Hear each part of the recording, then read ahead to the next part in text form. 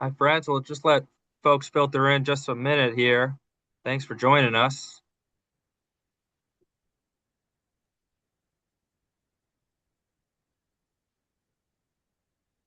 Give it just one more minute and then we'll get started. We'll keep reminding you, but this is being recorded, and so you'll be able to access anything you missed and share it with friends if they missed it.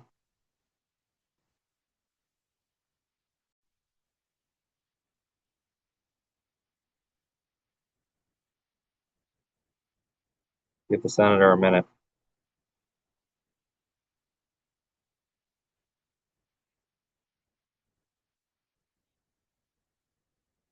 Okay. With the senator back and with all that, I think we'll get started. Welcome to the Allston Brighton Progressives Suffolk and Middlesex State Senate Candidate Forum. We're pleased to host incumbent Senator Will Brownsberger and challenger Dan Lander for tonight's discussion. I'm Kobe Frangillo. I'll be moderating tonight's discussion. For those of you new to our organization, AB Progressives is a group of Allston Brighton neighbors and a chapter of Progressive Massachusetts, a grassroots organization committed to fighting for shared prosperity, racial and social justice, strong democracy, and environmental sustainability. Tonight's forum is being recorded and will be posted on YouTube. Just a few notes about tonight's format. First, the questions you'll hear tonight were very much a collaborative effort. They were developed by members of AB Progressives along with our partner organizations. I'd especially like to thank Allston Brighton Housing Action and Boston Climate Action Network for helping craft questions and joining us this evening. A few other notes: the chat box is closed, reactions are turned off. Please stay on mute so there's no background noise. Opening and closing statements are going to be 2 minutes each, and then question responses are going to be 60 seconds each, rotating who goes first, and that whoever goes first will have an optional 30-second rebuttal. Be judicious. You'll get plenty of opportunity. If you think you've said what you need to say, no need. But if you had a little more to add, if you were challenged, feel free to use that optional rebuttal. And without further ado, let's begin with opening statements.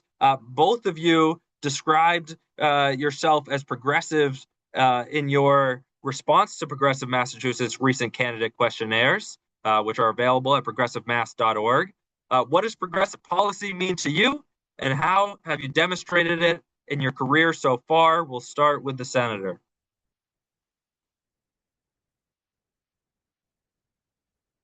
Yeah, an order thing. We're going to swap off between order. And so the first one's going to be for you, and we'll just swap back and forth. And on the questions, you'll get a 30-second rebuttal if you were the All one who right. spoke All right. first. That's fine. That's fine. Okay. So thank you very much. I think that progressive is as progressive does. And I am really proud of the record I have of making progressive change across a whole range of fields, from housing to education to healthcare to transportation, LGBTQ issues, human rights, and transparency. But I want to talk about one through line of my career, which is central, and that's my work in the criminal justice space. I was a defense attorney standing next to young men in trouble, young men in the most difficult moments of their lives, young men looking at serious incarceration, looking at difficult probation situations where they were harassed by probation officers with a whole lot of rules and regulations and fees and fines. And I saw the harm that the criminal justice system was doing to people. And I learned that there's got to be a better way. And so the first thing I did when I got to the legislature was file legislation to repeal mandatory minimum sentences. And what did I get from that in the first session I did it? Absolutely nothing. Because big things take time. It's a matter of changing hearts and minds. After the first few years, there was a vote where I was still one of only 11 legislators who voted against repealing mandatory minimums. But we kept working, coalition, multiple legislators pulling together. We changed a lot of hearts and minds. And in 2018, we passed the biggest criminal justice reform that could be imagined, lifting up people instead of locking them up, loosening the chains to keep people from getting back up on their feet when they're trying to get out. And we cut our prison population in half. The next year, police reform, strongest police accountability regime in the country. And the work continues. I've visited over the past 18 months every single one of the county correctional facilities in the state, and I've seen the role of mental illness in keeping people locked up today. That is our central challenge, is how we're handling people with mental illness in the criminal justice system. That's one of our central justice issues. And it's just one of the many things that That's I time, want to Senator. keep working on. Thank you very much. Thank you, Mr. Lander. Thank you. Well, thank you all, and thank you to Allston Brighton Progressives for putting this together. My name's Daniel Lander. I grew up in Cambridge, and I spent my career fighting for progressive change. To me, progressive change and policy means believing that our government can and should fight to build a more just and a more equitable world. In my career, I've worked at the Innocence Project, helping victims of police misconduct rebuild their lives and seek justice. I've worked as a community organizer, helping low-income housing tenants build political power. I've been an organizer for LGBTQ equality and justice all across the country. I've worked side by side with leaders like Senator Elizabeth Warren, Stacey Abrams, and Mayor Michelle Wu. And here in Boston, I led efforts to tackle our housing crisis by building more affordable housing, to drive down our racial wealth gap by investing in Black and brown small businesses, and expanded access to arts and culture for tens of thousands of families. I'm running for state senate this year because we are facing an affordability crisis that has made it impossible for working people to build a good life in Massachusetts. The cost of healthcare, housing, childcare have skyrocketed over the past decade, and we've seen terrible attacks on our communities from Donald Trump, on immigrants, on our universities, and on scientific research. Despite this, we have the least effective legislature in the entire country, and my opponent is the architect of that broken status quo.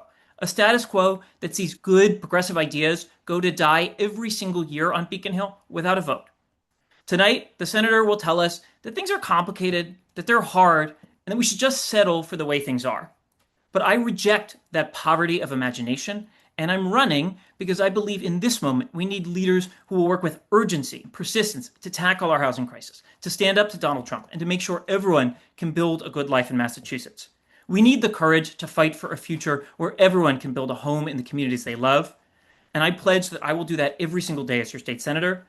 Thank you, and I hope to earn your vote. Thank you both. All right, we'll go to questions. A reminder, 1 minute each, optional 30-second rebuttal. We'll start with Mr. Lander. The Trump administration has made massive cuts to Medicaid, SNAP, and other federal safety net programs, with more potentially coming. Massachusetts is already feeling the fiscal pressure. What specific steps would you take in the state Senate to fill funding gaps and protect residents? Thank you for this question. So I think the first immediate thing we need to do is make sure we are hiring enough caseworkers to make sure that people can navigate the red tape so they do not lose benefits, right? We are worried that more than 500,000 people might lose access to mass health. We got to make sure that they can navigate that system. But there is a lot we can be doing to decouple from Trump's big, beautiful bill. We should be not following the draconian tax cuts he's put in place for big businesses. That can keep a lot of money here. I also think we should be looking at options like corporate fair share that can raise new money to invest in our residents and in making sure this is a great state. This is a wealthy, wealthy place with a progressive majority of people who are willing to make investments in the public good. And I think we should be looking to do that, particularly as Donald Trump is attacking our communities and trying to cut funding for Massachusetts. Fantastic. Senator? You know what? I thought that was a pretty good answer. That covers a lot of ground. What it's really about is how you get those things done and the process that you go through to get things done. And every year we get together in December and we have the consensus revenue hearing and figure out how much money do we really have? What's it going to take to do all the things we want to do? We focus on both of those questions. Then we go through a collaborative process of saying, are we going to have enough? And when we ask that question, sometimes the answer is no. And that's when we address questions like, guilty and decoupling. And, so those things will be on the table as we go into the next session. But it's always about what are the changing economic conditions? We have a hugely elastic revenue stream. Things can go up, things can go down. And We may have a gap, we may not. And so that's the process. But I thought Dan's answer was pretty good. Kobe, can I just respond? And I appreciate that, Yep, Senator. you But do. And let me just clarify. I'm being corrected. So if you use your optional 30-second rebuttal, the other candidate would also get an optional 30-second rebuttal. totally. So I Please. just want to be clear that I'm glad the senator agrees with me, but unfortunately, the budget that we just passed cut 150 jobs for caseworkers at the Department of Transitional Assistance. We do need those folks to help people navigate the system right now. There are so many people in Allston Brighton, in Boston, in this district who are going to lose access to benefits because of the new draconian work requirements. We got to help them now, not next year, next session. It's a priority. I think you're mixing up a couple things. One is the SNAP error rate, and that's where I would agree with that we need a few more people. But the whole thing about benefits for and the work requirements, that's in Mass Health. And yeah, the administration I think is doing a good job trying to get ahead of that and get as many people pre-certified as possible. Those are two different things. Yeah. Great. We're going to go to Senator, our, I've our worked for the we're going to city go of to our Boston where we second. have a lot of folks who are going to lose SNAP Yeah, benefits we're too we're because of still these on first requirements. question. Let's try to stick to it. We're going to go to our second question. If you have extra time in your later responses, feel free to go back to a previous. Our second question on federal threats and state response. This one, the senator will take first. The Trump administration and the Supreme Court have taken several recent actions affecting immigrant communities, including allowing the federal government to terminate temporary protected status (TPS) for nearly 20,000 Haitian residents in Massachusetts. At the same time, Massachusetts maintains a 287G agreement with the Department of Correction and ICE, the only such agreement in New England and the only one in a state with a Democratic governing trifecta. What role should Massachusetts play in protecting immigrant communities, and should the Commonwealth end its 287G agreement with ICE? Me first. Yes, Senator. Yeah, look, the 287G agreement we have with ICE, it's there. It's not going to change. People are not supportive of changing it. But here's what it does. It does something that every other state does, with or without a 287G agreement. It sends convicted felons back after they serve their sentence. This is not the kind of 287G agreement where people are out on the street doing ICE's work. So it's just apples and oranges. There's 287G agreements, there's 287G agreements, and this one's here to stay because the consensus is that after people have served their sentences, they should be sent back if they're serious felons and have been convicted beyond a reasonable doubt. Now, what we should be doing is number one, and we've been doing this for over a year, making sure that everybody who gets snatched has a lawyer. Number two, we need to make sure that we do our job, ICE does their job. Our police are not involved in making arrests for ICE. And that's part of the bill that both the House and the Senate have passed. Number three, we need to create safe spaces, hospitals, schools, churches. Oh, that was time, Senator. Greg, I think we can, if we just say time, we might let them finish the point. Senator, did you did you want to just finish that sentence there? Just a note that you are still muted. Safe spaces and protecting civil rights are the last two elements. Thank you very much, Senator. And Mr. Lander. Thank you, Kobe. I really appreciate this question. I definitely think we should get rid of our 287G agreement with ICE. I do not think that agency can be trusted. We have seen how they have operated across this country and here in this neighborhood. They cannot be trusted, and I think it is shameful that Massachusetts is not only the only blue state that remains having one of these agreements, but is the only blue state that has not taken comprehensive actions to get ICE out of our schools, out of our courthouse, out of our hospitals. It makes no sense that over a year and a half after Donald Trump was reelected, the legislature can't get around to passing those protections. And when the Senate passed their version of a bill that has been sitting now for about a month or so, they ignored recommendations from educators on how to protect immigrant students. They ignored recommendations from healthcare workers on how to protect immigrant patients. We need to be working so much more urgently to protect community members. There are people who are getting kidnapped across this district. A couple folks were just kidnapped last week in Watertown. This is an urgent priority, and we need to show up for our immigrant neighbors. Rebuttal. Look, I think you're kind of insulting all the people that really are doing the work. the immigrant advocates that worked with us on that bill told us it was a great bill. They think it's a great bill. You're speaking for people that as if you know what they need and that we're not doing it for them. We are doing what they've asked us to do. And by the way, Massachusetts, roll it back. We gave immigrants licenses without documentation in this state. And before that, we had a court. We're way ahead of so many other states, actually, because in our state, we can't hold people a second longer than we can't hold people for ICE anyway. That's the Lund decision stopped us from doing that in 2017. So all the immigrant advocates walked away from the issue of holding people. So we're way ahead of a lot of other states in our rules for immigrants. Mr. Lander, would you like to respond? I just think that the record is clear to folks that we have been falling behind Maryland, California, Illinois, even Virginia. The minute they got a Democratic trifecta in January, they passed stronger protections than we have here. And respectfully, Senator, I talked to healthcare workers and teachers who lobbied you and your office and asked for additional protections that were ignored by the Senate.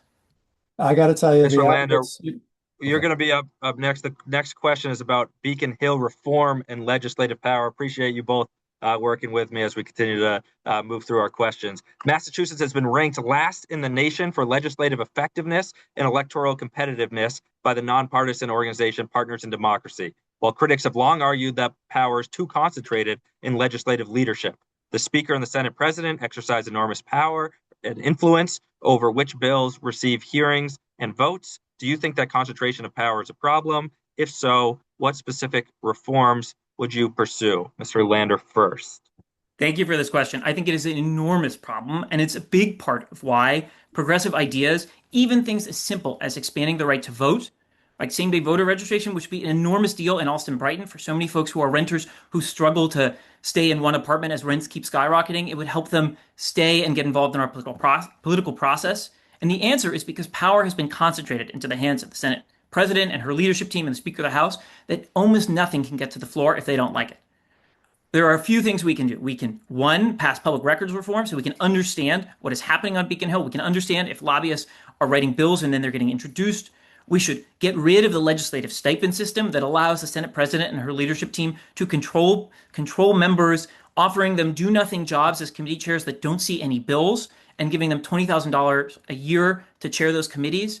We should get rid of that. There is no reason that Massachusetts, which is one of the only full-time legislatures in the country, should not be acting urgently every single day to pass things. And yet this session, again, we are seeing a legislative logjam where everything that could have been passed over the last 2 years or last year and a half is getting steamrolled into a month. That is not a way to do good policy. It is not a way to tackle our affordability crisis and make sure people can build a good life here.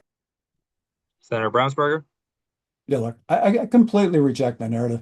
These scorecards are really deceptive. Let's just take a few things about how this productivity stat is created. It's based on a bill count, which is ridiculous. What is a bill? Is a bill 300 pages worth addressing 1,000 different issues, or is it a bridge naming? In Massachusetts, we're one of a very few states, I think it's 7, where you can actually combine multiple issues in one bill. Other states have provisions that say you have to keep them separate. So our bill count is low because we do packages.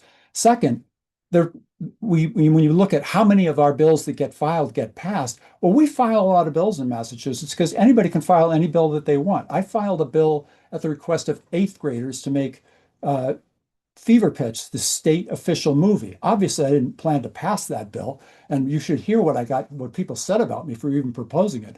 But in Colorado, they can only file 5 bills each. So sure, they get those 5 bills done.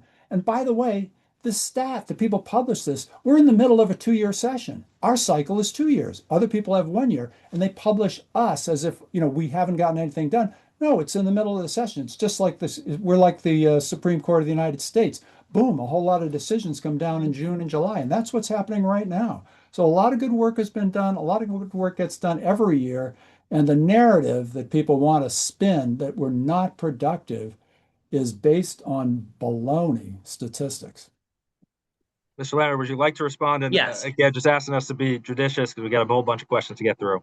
Yes, I don't know what world the senator is living in. If you look at the skyrocketing cost of housing, healthcare, childcare, when there have been good bills on the table to try and tackle those things, things that could protect renters, that could invest in affordable housing, that die every single year without a vote, right? Frankly, often, we don't even, if they get log rolled into a bill, we can't tell why they got in there or not.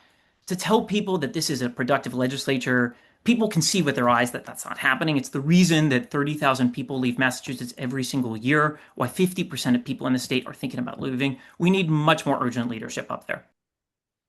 Senator, would you like to respond?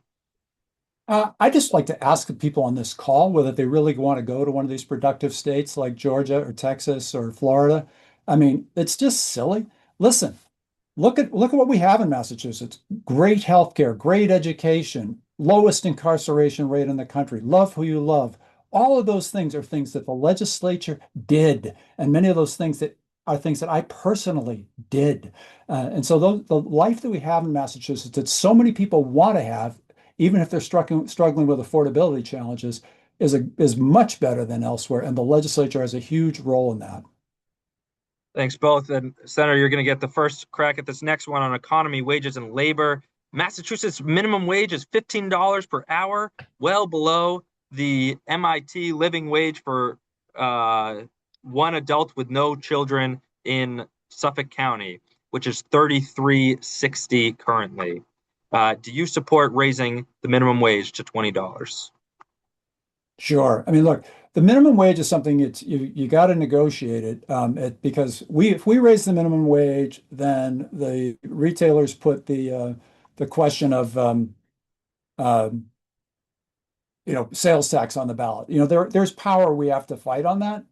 People will vote for tax cuts anytime, and the businesses will put tax cuts on the ballot and take us to the cleaners, and destroy all the services that we're trying to offer. So the last time we raised the minimum wage, it was part of a grand bargain where we raised the minimum wage and agreed not to do certain things. And so it's a huge process to raise the minimum wage, but the more we can, the better. Mr. Lander? Of course, we should raise it and we should index it to inflation so we don't have to be giving away the store to big wealthy corporations every time we try and help working people survive in this state.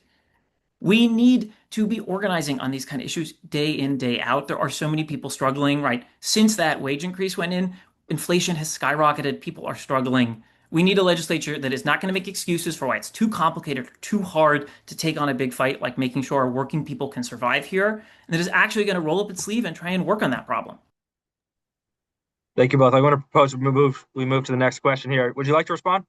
Yeah, just real quick. I mean, a mistake that progressives, we live in kind of a bubble right here with, Cambridge, Belmont, Watertown, Somerville, JP. These are places where everybody's really very progressive. But that is not all of Massachusetts. And so sometimes we say we want to do something really progressive and let's do it. But you got to get you got to get a majority of the legislature to go along with that. And you're talking with people from very different places. People that are, the red and purple parts of this state are very significant. We've elected Republican governors. So not everything can just be done just because we have a sense of urgency and we agree about it here in, our bubble. Mr. Lander, anything to add? Yes. I just totally reject the idea that Massachusetts is not progressive and that just outside of Boston, people don't believe in investing in the public good. The best thing we have done in the state over the last decade was the Fair Share Amendment, which voters on this call and across the Commonwealth voted for, despite the legislature trying to drag their feet. People in the state want to invest in our public good, and they're willing to do it. Hold on a second. The legislature put that We're going to move question to the on the next ballot. question, if possible. Thanks, Senator.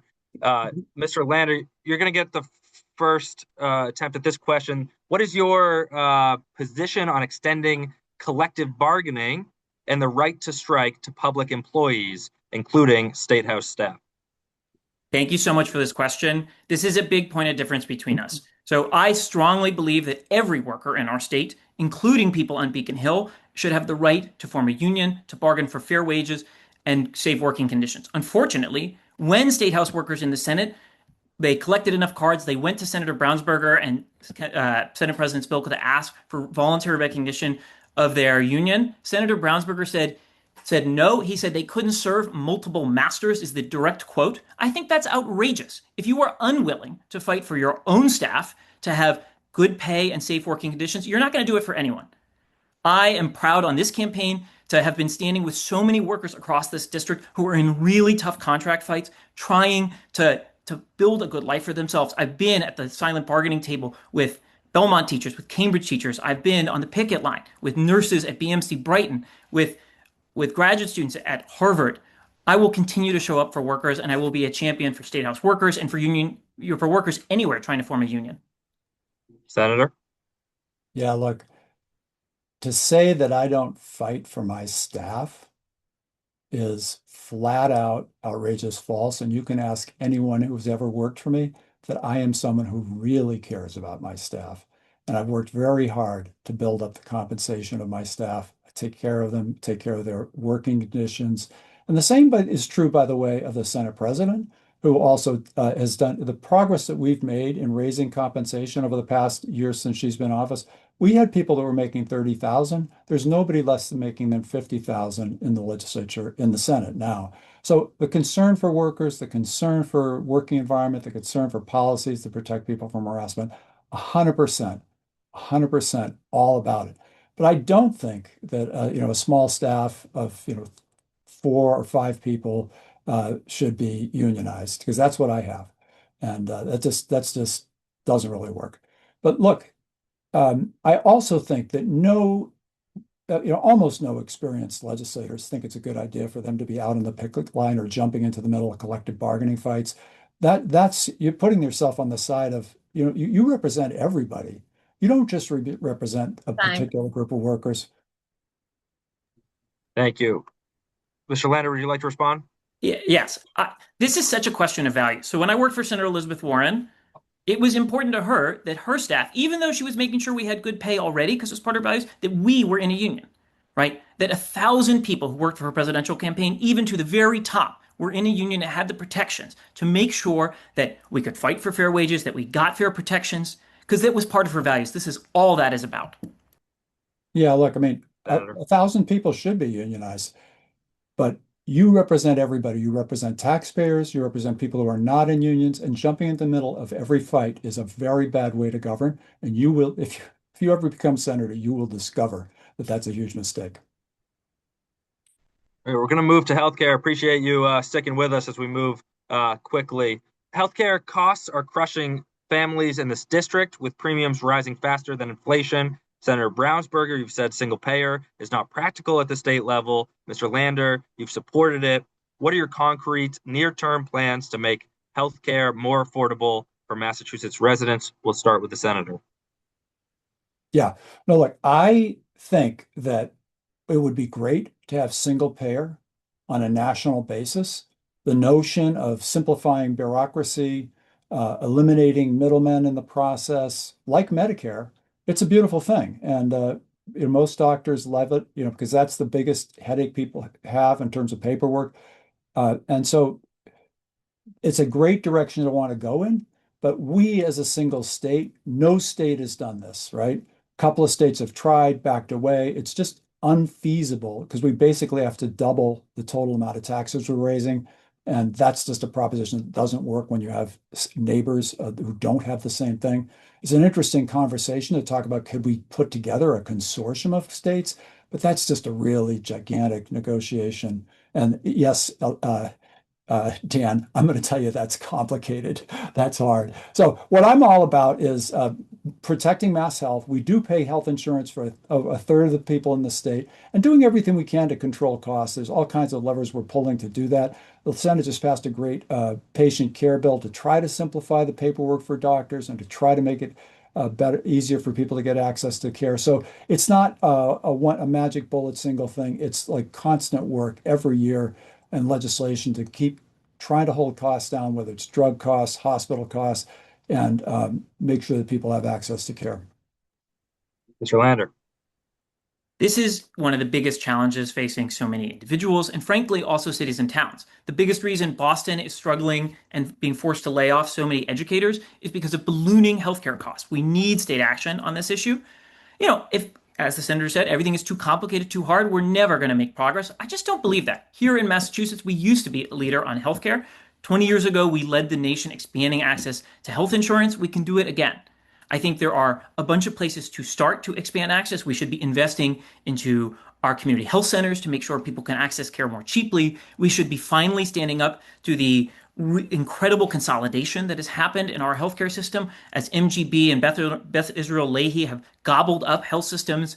We saw the lack of oversight that resulted in the closure of hospitals that Stewart owned. Only sort of barely is BMC Brighton still open. We need urgent oversight over the healthcare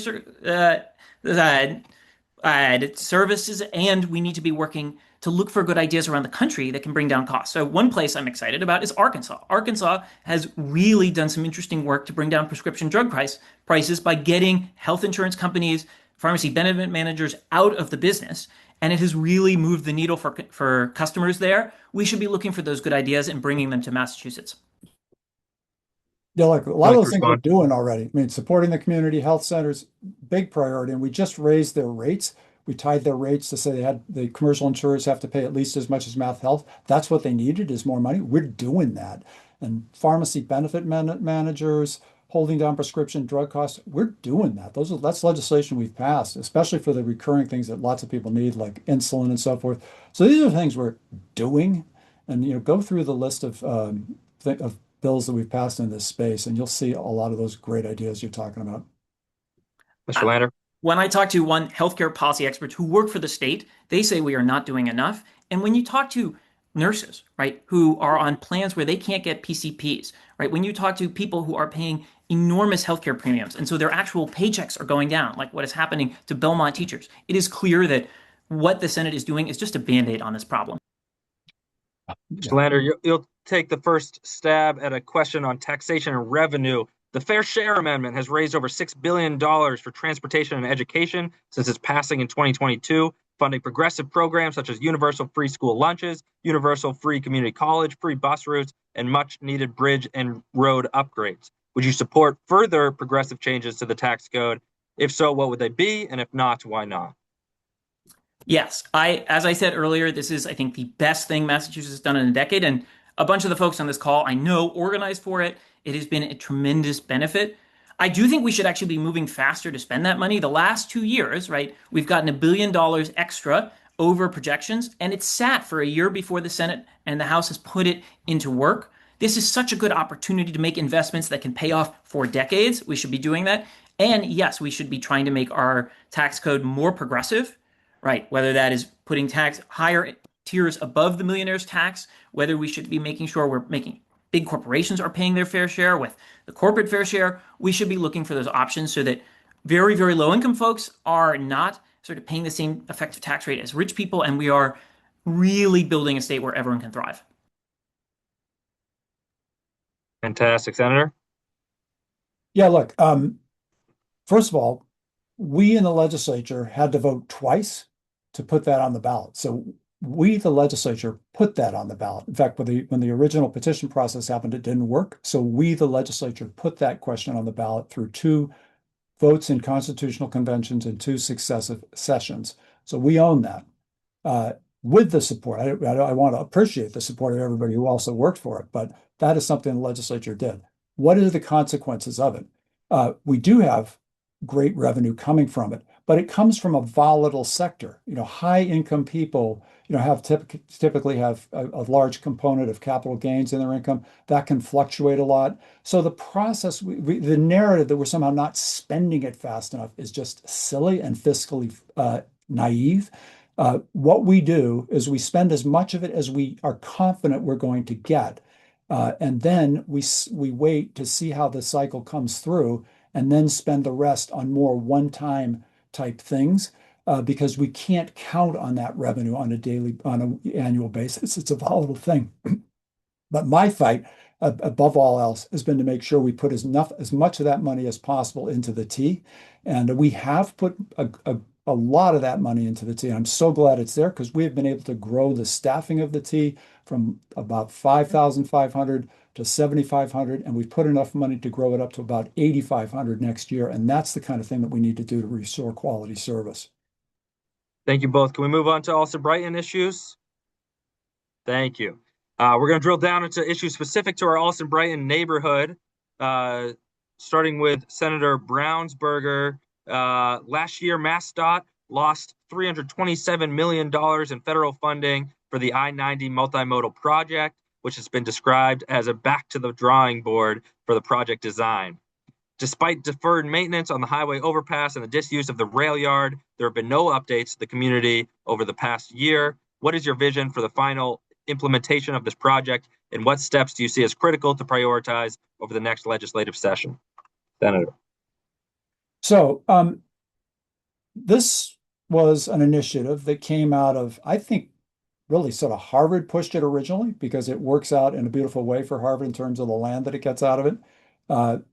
It was announced 2012, somewhere in there. Deval Patrick was still governor.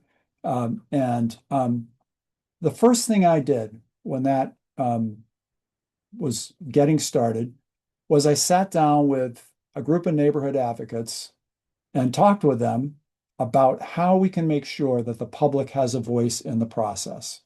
And we created the Allston Brighton Task Force.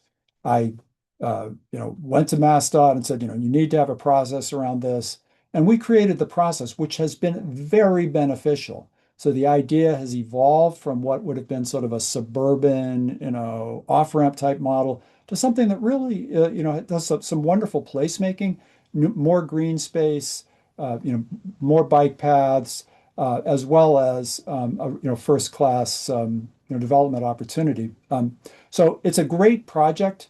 It's terrible that the federal government took a chunk out of it. So yeah, we have to go through that, and we have a wonderful person at MassDOT, Louisa Paiwanski. And by the way, they are still having meetings. The status of that, they have regular meetings every month, so it's not like there's no update to the public. But they're working through that process now and we are getting moving on some of the down payment pieces of it. We're going to get the noise wall in place starting this fall. MassDOT is starting construction on the noise wall to protect the neighborhood north of the Pike. And that's something that people have been asking for years, and it's going to be the foundation for creating a bike path that people have been also asking for along Lincoln Street. Thank you both. Any response? I haven't gone yet, Kobe. Oh, fantastic. Sorry. Thank you. Mr. Lander. Thank you so much for this question. This is one of the issues I'm most excited to work on, frankly, because there is no leadership at MassDOT or in the state Senate to push this project forward. The reason, right, it has slowed down so much is that the T has been sandbagging this with a plan to put a diesel train parking lot in the middle of Allston Brighton. We do not need that. If you subtract it, you get about $300 million back, and this project could move forward. But there is no political will right now to move it, and this is going to be one of my top priorities to move this forward. It is such a good opportunity to build a ton of housing in this neighborhood, to build a new Central West station with potential connections over the river into Cambridge, a new park along the river. What we need here is to not keep making excuses, to really drive this forward, right? You're seeing the other big infrastructure project that Lisa is working on, the Cape Bridges, moving along because there is political will there. There is none focused on Allston I-90 right now. This is going to be one of my top neighborhood priorities to move this forward. Look, there you go again, Dan. There you go again, saying everybody else has as a complete non-leader, that nobody else cares. And if only you could get there, things would start moving. MassDOT really cares about this, and they're working hard to make it happen. And how about all the other members of the House and Senate who have a stake in this project, which affects people all the way out to Western Mass? And by the way, what some of the biggest barriers are coming from, water advocates, Charles River Water Associations threatening litigation about it. So it's not a lack of political will. Dan, yeah, it's complicated. It is complicated, but a whole lot of good people are working to make it happen. With all due respect, Senator, when you talk to advocates, when you talk to MassDOT, when you talk to people behind the closed doors, they say there's nothing moving. The city of Boston, Mr. Lander, you're going to get the first chance at this. And again, feel free to go back if you feel as though you have extra time. The city of Boston has made significant cuts to many programs this year, squeezed between falling commercial property tax values and rising healthcare costs, police overtime, and charter school payments to the state. The city's budget deficits are projected to continue to grow over the next few years. Do you believe the state government has a role to play in stabilizing the city's funds? And what specific actions should the state or city take to prevent further budget cuts? This is to you, Mr. Lander, first. Thank you for this question. Yeah, this has been a really tough budget cycle. There is a lot the state could be doing. State aid to cities and towns like Boston has fallen in real terms over the last 15 years that Senator Brownsberger has been in the Senate. the state could finally make up for that loss in a way that could meaningfully help Boston, could also help communities like Belmont, Watertown, and others across the state. We also could give cities like Boston more tools to raise revenue, to be creative and think about ways in which this very unique city, unlike every other one in the Commonwealth, can try and make investments to invest in our young people, invest in our schools, and right, some of the biggest drivers of our budget gap are healthcare costs, on the fact that we have ballooning healthcare costs that the legislature isn't working with urgency on, right? If we could bring those down, if we could rein those in, it would actually free up a ton of room to make investments into our neighborhoods, into our schools. So those are top priorities. Another place where the state could be doing so much more is to be investing into our school buildings. So many kids and teachers, particularly in this neighborhood, are forced to learn and teach in buildings that are decades old, that do not have adequate AC, do not have adequate heating, sometimes don't have good bathrooms, right? The way the Mass School Building Authority funds schools right now means that it's gonna take 94 years for Boston to fix all of our schools. That is way too slow. We got to go faster. Thank you, Senator. Look, let's be honest. Boston, in the last 4 years prior to this year's budget, grew its spending by 25%. Yeah, they're ballooning spending on a whole lot of different things. So we can't take our eye off the fact that city management is the fundamental question about how you balance things. And there's a whole lot of decisions in the city that have gone sideways, like what are we going to, and that's really a part of the problem with the whole school system issue. The city has not been, the school city has lost enrollment, but has been unable to make the tough decisions about which schools to close. And that's an example of that is in Allston Brighton with the Jackson Man Community Center, where the city just hasn't been able to make a decision about what to do with the Jackson Man Community Center. I put $1 million into the state budget to help them think about it. They never even drew it down. And that's a state bonding bill. And so we don't have a Jackson Man Community Center, and it's been going on for years. Councilor Breeden has been voicing her concern in every opportunity she's had, but the mayor just hasn't been able to figure out where to go with the Jackson Man Community Center. So it's that kind of decision making that's needed at the municipal level, as well as let's grow our aid to education. And we're growing our aid to education. We've delivered on the Student Opportunity Act. We're comfortable moving to the next question. It aligns. Would you like to respond? Yeah, I would. To be honest, right, the reason the budget has grown so much over the last 4 years, right, is there was a period of growth with new growth coming online, right, that has slowed a little bit, but that is why it's coming in, not new spending choices. And, right, you are correct. We would love state aid to rebuild schools in our neighborhoods, right? But unfortunately, the way the MSBA is set up right now is that Boston can only build one school a year, right? That is not fast enough for a city with many crumbling buildings. So many parents don't want to send their kids to a building where there isn't heat, where there isn't AC, right? We need more state investment into our public schools to make sure they are a great place for kids to stay. That is the way we're going to bring kids back in, and we need a lot of state help there.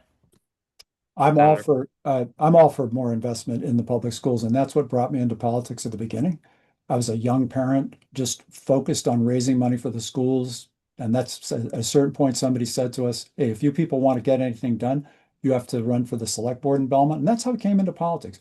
So yeah, raising education aid has been a central priority for me, and we have done that. Education aid has grown steadily during my tenure through the Student Opportunity Act. And now we're setting up the next leg of increases with a new Foundation Budget Commission to keep growing aid to education. And also looking at the School Building Authority, which does need overall, but it's not that the city can only do one school a year. Great. Final question on Allston Brighton. Boston has repeatedly sought new local policy tools from Beacon Hill through home rule petitions, such as ranked choice voting and residential property tax overrides. Do you think the legislature has been too reluctant to grant those requests? What kinds of home rule petitions should generally receive prompt legislative approval? We'll go to the senator first. Oh, look, we've done dozens of home rule petitions for Boston. I signed 4 of them just last week. And important ones. Some of them are unimportant, dealing to one individual, but think we just did last fall, we did the really important liquor licensing thing, which opened up neighborhood licenses, because you have this phenomenon of all the licenses go downtown because that's where the money is when you have a fixed number of licenses. But if you add new licenses, they all end up down in the seaport where people can make a buck. But we've opened up neighborhood only licenses, and we put some just for Oak Square in Brighton, just to make sure that restaurants can thrive all over the city. And so we do lots of Boston home rule petitions, but we don't do them all, and that's the way it should be because we're one Commonwealth. We're 351 cities and towns. Boston is only 10% of the state's population, and Boston sometimes wants to think of itself as an island, but we all have to work together and we also have a framework. We can't have toll gates at the borders and some of the things that some communities would like to do. We have to have some structure around things like taxation and transportation. And so we pass some home rule petitions, we don't pass others. Mr. Lander? I think this is just a perfect example of the way in which the legislature is not unlocking our cities and towns across Massachusetts as laboratories for democracy to try policies, to put in place solutions that can be scaled. There are so many home rules that I worked on that we sent up that went nowhere. Things like the transfer fee, rent stabilization that fell on deaf ears in the state Senate. And there were many other ones we thought about, but we never even got around to sending them up because we knew that Senator Brownsberger and his leadership team in the state Senate would never entertain them. There are big, complicated problems facing our state. Healthcare costs, standing up to ICE, building a bunch more housing. We should get out of the way of communities when they want to try solutions, and we should learn from them. And that's not just Boston, that's every city across this and town across this Commonwealth. I'm comfortable moving on to housing. No, I need my rebuttal. Uh, Listen to Dan. Every time he talks, it's the Senate won't do something. Let's get real. All those petitions get filed in the House, and some of them never even come over to us. Rent control went down on a vote of like 140 to 20 when it was contemplated in the House. So don't make the narrative about the Senate only and say it's only been a problem for the last 15 years since I've been there. The legislature has a role. It's the House and the Senate, and not everything that comes up from the cities is a good idea, period. Mr. Lander? Senator, I would grant you that that whole legislature is a problem, but you are one of the most powerful people up there and have been the architect of this period of legislative dysfunction. And so you should have some real ownership for that. Yeah, I'm going to ask that we move on to housing because we got to loop in our community partners here. On housing, which is consistently the top concern among our members, we surveyed our members and it was the top concern.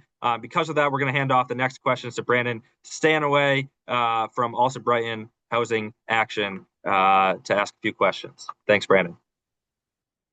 Thanks, Kobe. Thanks, Dan and Will, for answering all these questions for us. All right, we've got a couple here. So first question, over 80% of Allston Brighton residents rent homes, rent the homes that they live in. Massachusetts has debated housing for years, yet rents remain extremely high, putting us in the midst of a severe housing crisis that impacts the economic and social well-being of the Commonwealth. Do you support any form of rent stabilization and or any other form of consumer protections? If so, what would that look like to you? We're going to send this to Mr. Lander first. Sounds good. Thank you for this question. Yes, I support rent stabilization. There is a good compromise on the table right now in front of the state Senate that I worked on, that developers and housing advocates all thought was workable, that developers believed could still let new housing get built and would keep neighbors in our communities. That bill should pass. It would keep people here. It would protect them from abuses by corporate landlords.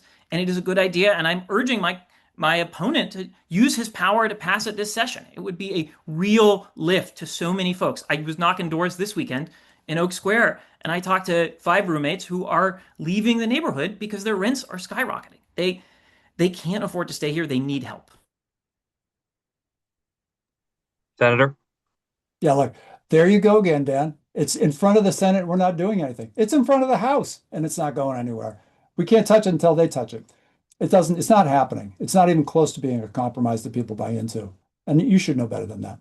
Look, my own daughter is a great example of this. I understand this reality. People have a hard time. When she broke up with her boyfriend, she couldn't keep the apartment in Fenway. She moved through 3 different roommate groups in Brighton, sleeping in uncomfortable arrangements. It's tough out there. The housing that's available is not affordable on the wages that a lot of people make. It's just not even close to affordable. It takes 5 people to pay the rent. So rent control isn't going to solve that problem. Ultimately, she gave home. She moved home. Ultimately, she moved to Maine, and ultimately, she moved further out in Maine. So housing, by the way, is a national problem. Housing supply is tight in most places across the country. That's why the president and the Congress are talking about these issues. In our state, we're doing everything we can to increase housing production. And I do think there are protections other than rent control, which is a complete disaster for the long-term production of housing. There are consumer protections. We've improved the protections for rental brokerage fees. We have done, I've filed legislation to get the Attorney General involved in antitrust enforcement against landlords who are raising prices too much. Thanks. Sorry. Where possible, if we could continue to advance through these, again, speak up if you really need a rebuttal. But Abba has a couple questions for us. Brandon? All right, thank you for your response. Next question. Currently, one of the, Boston itself has filed for a home rule petition to enact a real estate transfer fee. There is legislation at the legislature that is considering a real estate transfer fee. Assuming the purpose of such a fee is to fund affordable housing construction, which is kind of what the proponents of the real estate transfer fee would say the purpose is, rather than discourage real estate transfers. How would you structure a real estate transfer fee that actually does not result in the reduction of new multifamily construction, despite the fact that what the research says? And if you wouldn't pursue this kind of policy, what other types of policies would you pursue that could fund the construction of income-restricted housing? Who's I think first? that's Will. Apologies. Thanks. That's the senator first. Yep. Yeah, look, we need to build, we would like to be building about 20,000 units a year. We are spending absolutely as much money as we can spend. I carried across the finish line the big housing bill in 2024. And that bill, pushes to the limit the state's ability to devote funds to affordable housing production. And we spend about $1 billion a year, and we get about 2,000 out of the 20,000 units we need. Now, we might be able to raise some more. I've seen numbers in the hundreds of millions with a transfer fee, but that's not going to change the reality that most of the housing we need has to come from market rate investment in housing. And that's not going to come here if we discourage it with things like rent control, transfer fees, TOPA. So I don't think a transfer fee is a good idea. I think it's a bad thing in the long run for housing production. It's one thing where we've had a lot of conversations about it. I can almost see some kind of compromise if it was a statewide thing, but a local option is really a bad thing because then you're going to see transfer fees in communities, and they're not really going to use it there's communities that don't really want affordable housing. They could put that fee in place and then use it to build, single family homes that are affordable at 120% of income or something that doesn't really help people. I've seen communities do that. So I don't like it overall. I think it's bad policy. I can see a way to a different model, but it's not something that I'd kind of be dragged kicking and screaming to that compromise. Mr. Lander? Yes, I support a transfer fee. It's one of the reasons I got in this race because I was involved in the effort to pass it in 2024. It had a majority of support in the Senate, and because Senator Brownsberger didn't like it then, it didn't get a vote then. Of course, we could look and make changes to it to say maybe we exempt multifamily buildings as a way to sort of make sure housing is definitely moving forward, but it would have been hundreds of millions of dollars in Boston alone to invest in affordable housing. And we do need more money to invest in affordable housing. I did a lot of work with the Mayor's Office of Housing, with the Boston Housing Authority. We have a ton of projects that could get shovels in the ground if we had more funding. This is something that is an urgent priority for people in this city and in this state. We do need more money to build real affordable housing. Yes, we should also build market rate housing, but to say we don't need any more money just misunderstands what's happening. Senator?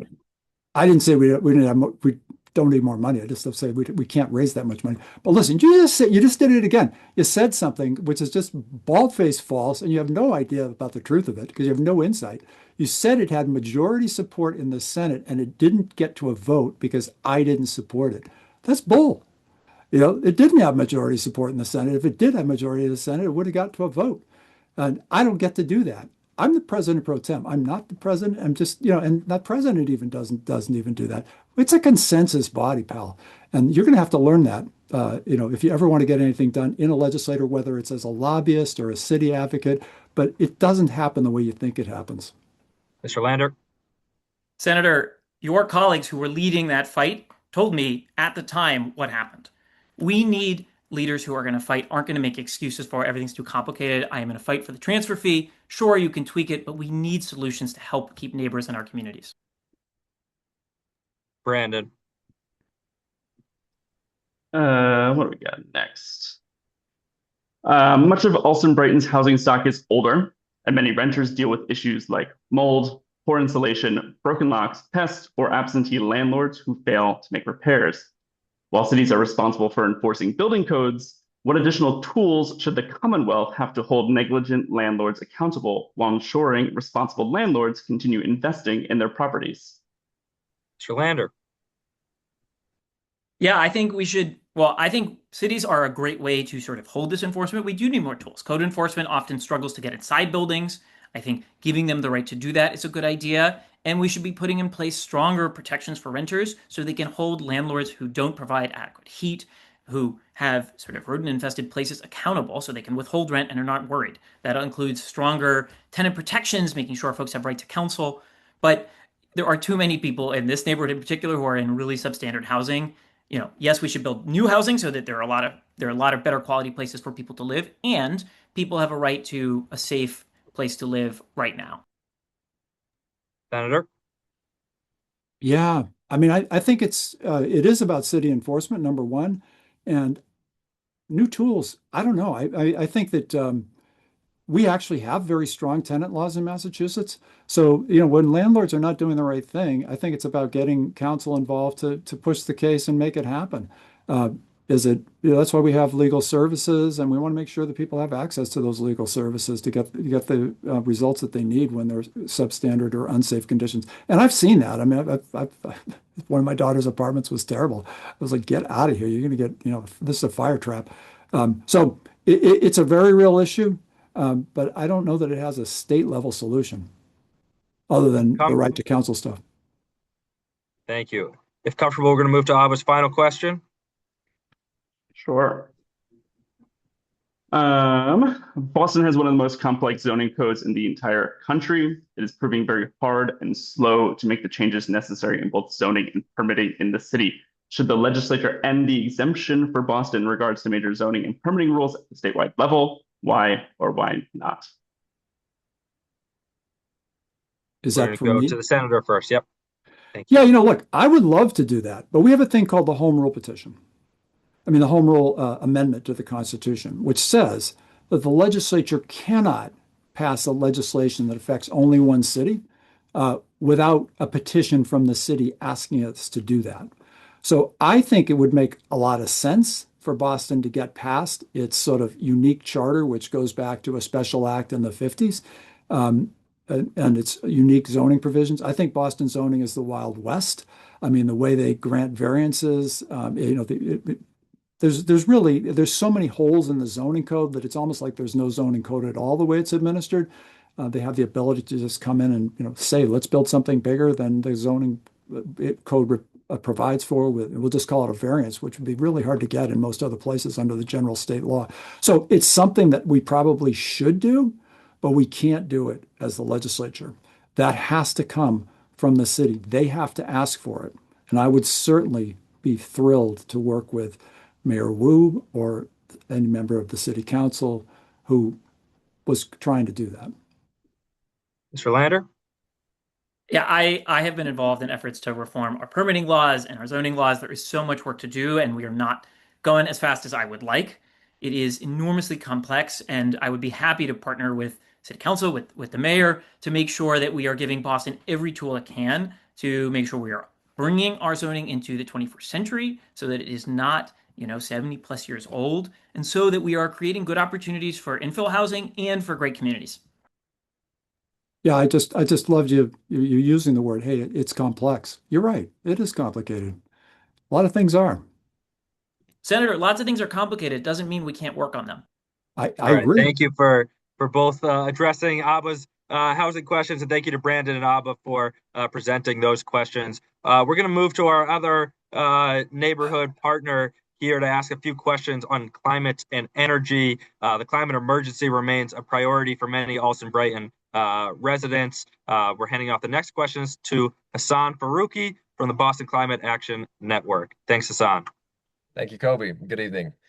Massachusetts families pay some of the highest energy bills in the country, and many across the Commonwealth are increasingly questioning whether it makes sense to continue investing billions in gas infrastructure that could be retired before the end of its useful life. How do you think the legislature should balance reliability, affordability, and our climate goals when deciding whether utilities should replace aging gas pipes with new ones versus pursuing electrification or other non-pipeline alternatives? Mr. Lander, we'll start with you. Sure. This program has been broken for a long time. We're incentivizing the utilities to spend a ton of money tearing up our streets and ripping up gas pipelines that are not out of service, right? There are great technological solutions, right, that are not even that new, where you can stick a liner down a gas pipe where you can keep it permanently there. The reason the utilities don't do it is they can't make a bunch of money out of it. And the legislature isn't holding their feet to the fire to make them use those cost-effective solutions. I do think we should be making sure the utilities are not incentivized to put in place oil and gas infrastructure we do not need long term, and we should be trying to scale things like the pilots in Framingham. We are trying to use geothermal at scale to power our communities with clean energy. That's going to be my priority for sure. Senator Brownsberger, same question to you. Yeah. Well, look, we in the Senate just voted last week to cut the GSEP program, and we resisted amendments that would take that out of the bill. And so Dan didn't name it, but that's what it's called, is the Gas System Enhancement Program. And that's something that we put in place in 2014 at the urging of environmental advocates to stop leaks in the program. But I agree that it's gotten a little out of control. And we in the Senate voted to cut that. The House didn't put that in the energy bill. So that's going to be one of those complicated negotiations, Dan, where we'll have to work to see if we can do what we in the Senate voted for. And we also voted, I voted, and it went down in the 19 to 20 vote. A majority of the Senate, I voted to end subsidy for gas expansions. And that wasn't supported by the majority of my colleagues. It was a 19 to 20 vote. This is the kind of thing where you actually have to do some work to build consensus. We just didn't have the votes to end that. But we did end the GSIP vote to scale down the GSIP program. And guess what? I'm the candidate in this race that's endorsed by the Environmental League of Massachusetts. Thank you both. Now, Massachusetts has enacted some of the nation's strongest climate laws, yet the Commonwealth is still not on track to meet many of its emissions reduction targets. What is the single biggest legislative or regulatory change that you would pursue to close that gap? And Senator Brownsberger, we'll start with you this time. You know what? In 2007, 2008, when we were talking about that, it was just after Al Gore, I gathered 120 signatures on a letter demanding that we put in place that climate framework, the Global Warming Solutions Act that set those targets. So I can take a lot of credit for putting in place that framework. Now, the truth is this is a marathon we have never run before, that the world has never run before. This is a big change, and we've set targets, but they're just extremely difficult. And so a lot of places are having trouble meeting those targets. So I don't know that there's a way we can move from, to get to run that marathon in an hour, but I think we're doing the right things. I am most focused now on climate resilience because across the world, emissions are continuing to grow, and we have to be prepared, and that's what I'm all about. Mr. Lander? So the number one thing I think we can be doing to drive down our emissions is to tackle them in our transportation sector, which is the biggest source of it. The place that I think we can be doing a lot, right, is to expand the MBTA so it is really an affordable and reliable way for people to get around. That means starting small with things like 24-hour buses so that people who work in this district in our hospitals overnight or at bars and restaurants or just want to enjoy our city can get home without taking an Uber or driving and parking. We should be electrifying our commuter rail system, transforming it into a regional rail system without diesel trains. That could go a long way to make sure people can get around Massachusetts in a carbon neutral way, in a more affordable way, and bring down our emissions. So those are some things I'm really, really excited about. And personally, I would support things like congestion pricing. It isn't working in New York City. It has driven down emissions. It has increased, improved air quality, and has provided a really good source of funding to expand public transportation. Yeah, well, I made those investments in the MBTA, but listen, mass transit only works when there's a mass of people trying to go someplace. There is nothing beautiful about buses running all night long empty, and that's what we would see. And that's why we don't have 24/7 transportation in Boston. This is not New York. We don't have enough people to make that work. And look, only today, only about 2 billion rather, out of the 60 billion passenger miles that we're traveling in this state are on public transportation. So to suggest that public transportation is our climate solution is not realistic. Even if we could double our ridership of public transportation, which nobody has a vision of how to do, nobody has that vision, right, Dan? Nobody has that vision. It's a failure of imagination, maybe, but nobody has the imagination where we could double that transportation ridership. And if we did, we'd only be at 4 out of the 60. We have to electrify vehicles if we're going to reduce our emissions. And that is a priority. Mr. Lander. That's a national challenge. Yeah, yes, there are a lot of people who have that vision, Senator Brownsberger, folks like Transit Matters, A Better City, people who believe that if we invest in expanding our transit system, we can get a lot more people to use it. It has to be a reliable way. Asking folks to show up for a bus that never comes or a train that comes once an hour is not going to get people onto public transportation. But if we deliver real, reliable service at an affordable price, the evidence from around the world is clear that people show up and they start riding. Well, I believe Hassan's final question will let you both elaborate on this. Hassan. Yes, and speaking of transportation, Massachusetts cannot meet its climate goals without dramatically increasing transit ridership. But the MBTA continues to face long-term operating and capital funding challenges.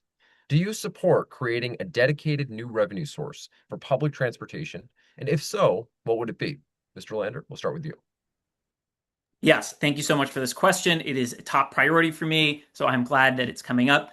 I do support new dedicated revenue sources. As I said, I would support thinking about congestion pricing. How it works here maybe is different than New York because Manhattan is an island. We are not.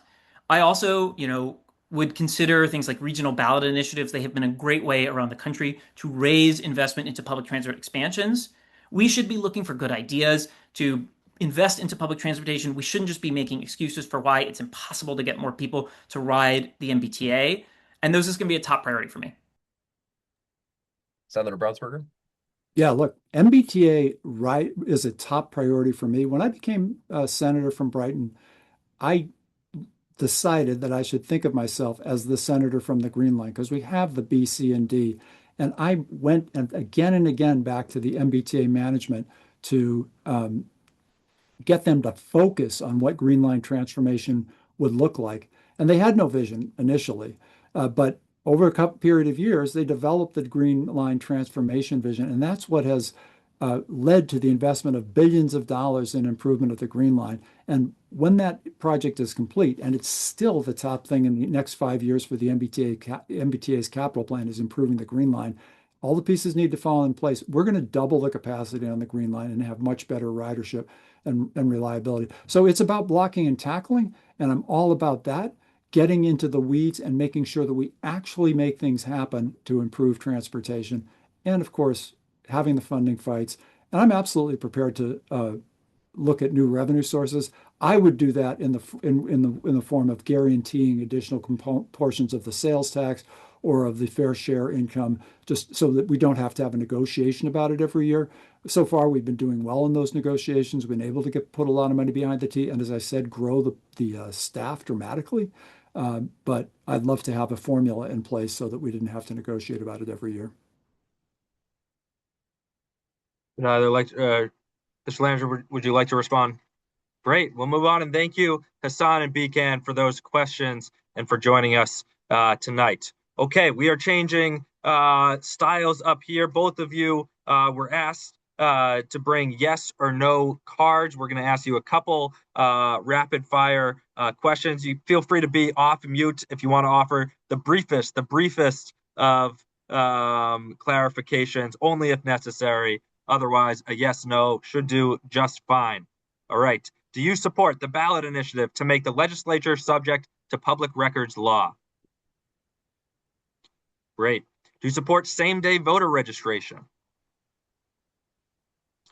you support eliminating qualified immunity for police and correctional officers? No, and I need to say that people don't know what that word means. They are absolutely subject to liability for abuses that they commit. Right. Do you support legalizing overdose prevention centers?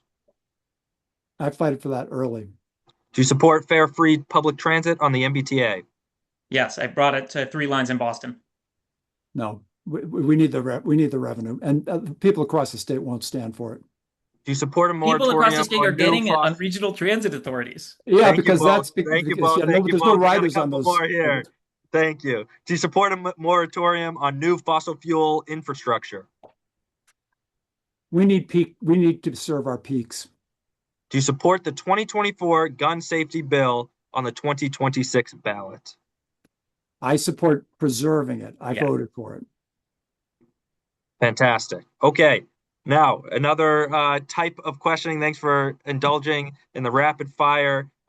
Prior to the debate, we let candidates know that they'd be given an opportunity to ask one question directly of the opponent. I've got a coin app here. Senator, I'll let you call heads or tails. Heads. Well, really taking our time. It is heads. Would you like to ask first or second? Second. Second. Mr. Lander, you get an opportunity to ask your question, and each will get 60 seconds to respond with no rebuttal. Thanks. Senator Brownsberger, as I travel through Allston Brighton, I hear every day from people who can barely afford to stay here because of the skyrocketing cost of housing. But the latest campaign finance results show that at the exact same time you've led the charge to kill the rent stabilization compromise in the state Senate, you've been raising thousands of dollars from the same real estate landlords, lobbyists, and corporate PACs who are opposed to any reforms to help renters stay in our communities. So, given this glaring conflict of interest, how can voters trust that you will do anything to help renters stay in Allston Brighton? I love that. You know what? You have been running on your father's and mother's Rolodex, and you know it. You got billions of dollars from the head of Google. I mean, $1,000 contribution from the multi-billionaire head of Google, $1,000 from Lincoln. Your father's from the Broad Foundation. You've got Broad so-and-so, Broad so-and-so. Elizabeth Warren, your mother and father are her two largest donors, and you get a job with her, and then she endorses you. You have a lot to answer for. How are you going to stand up for digital privacy when Mr. Google is financing your campaign? And you know what? I really don't care where you take your money, because I don't really think it's going to corrupt you.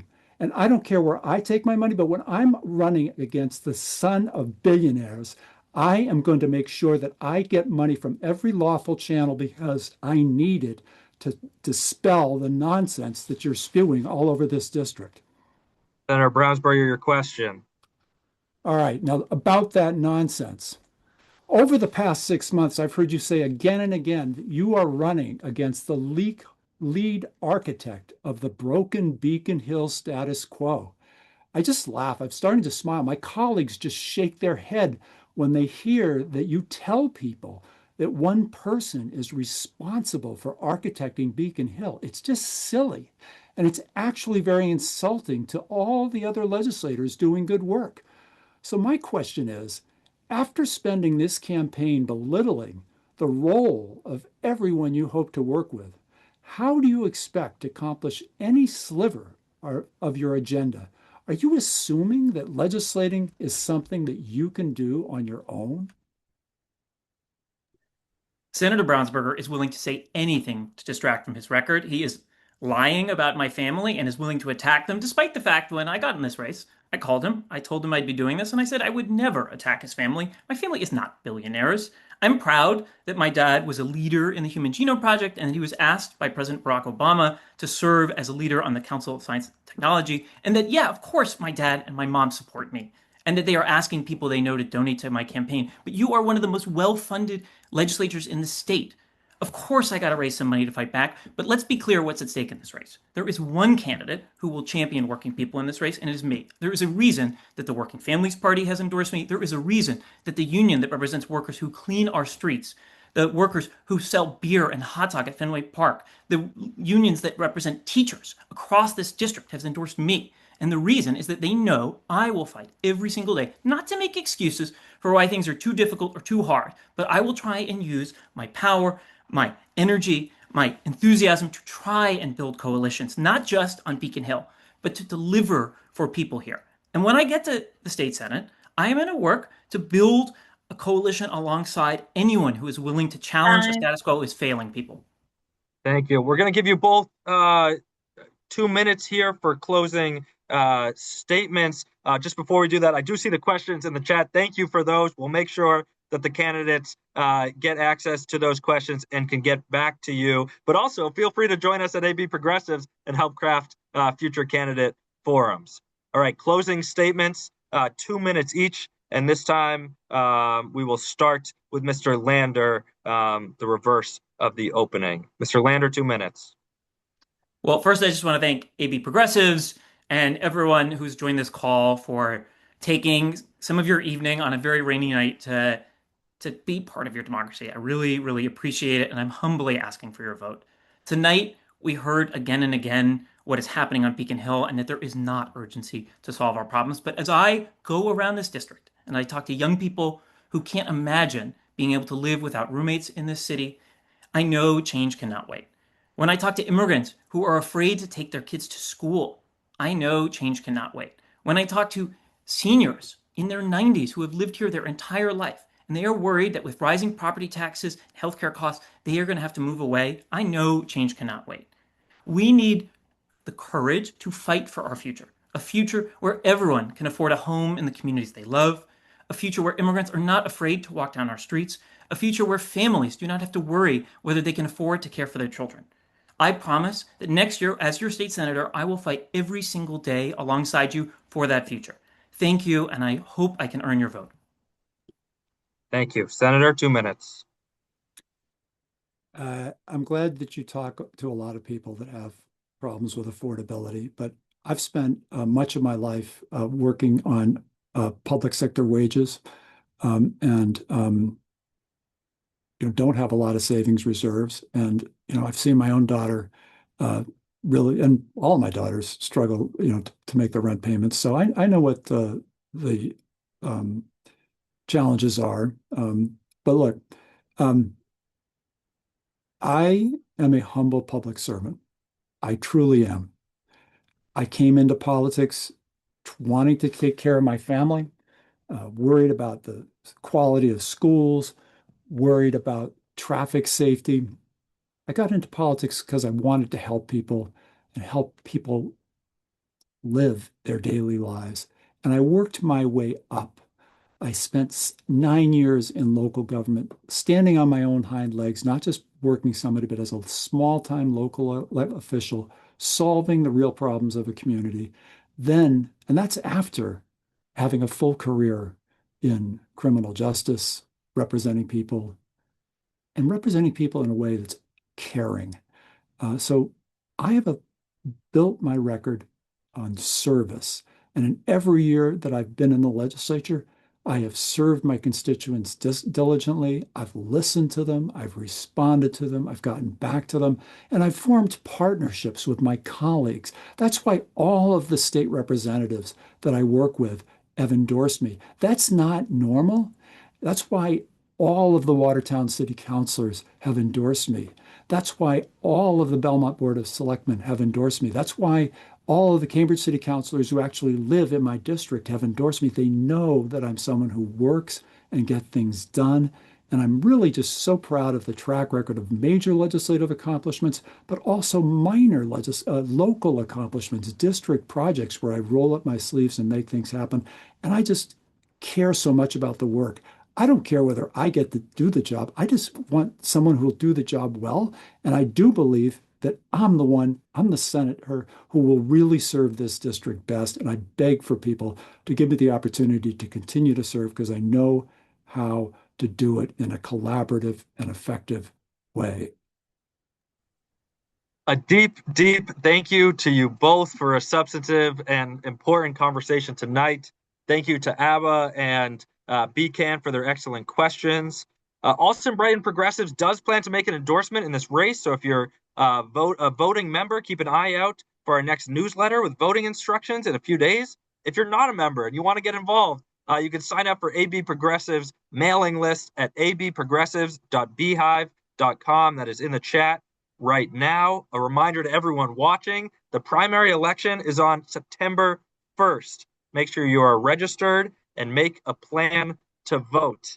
A big thank you to Caitlin and Greg for our timekeeping today, Audrey for our tech help. I'd like to offer a special note of gratitude to our departing steering committee member, Ryan Kelso, whose contributions to the community have been tremendous. We wish him best of luck in his next chapter. There were a couple questions that we couldn't get to, certainly a couple questions in the chat. We'll try to get all of those to the candidates and back out to y'all however we can. Finally, to our neighbors in Allston Brighton, don't forget to take the Jackson Man survey. If you want Allston Brighton to have a great community center and maybe get some more housing in the neighborhood as well, show the city that our neighborhood cares. They're still accepting responses through Friday, July 10th. That link is now in the chat. And finally, a reminder that tonight's recording will be posted on YouTube. So if you've found this useful in making your choice, please share it with a friend. Thank you all. Thanks again to the candidates, and have a great night.